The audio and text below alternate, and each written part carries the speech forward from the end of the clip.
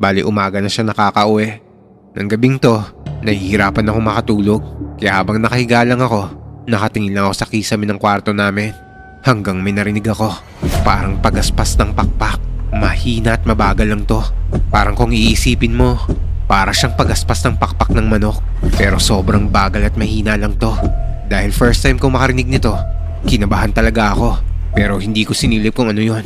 Pinilit ko na lang yung sarili ko na matulog.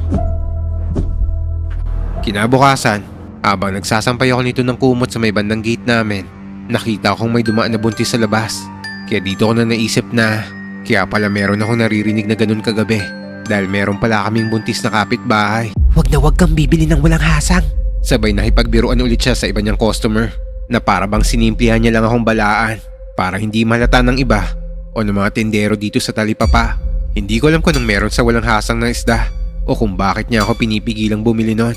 Kaya sa iba na lang ako bumili nito.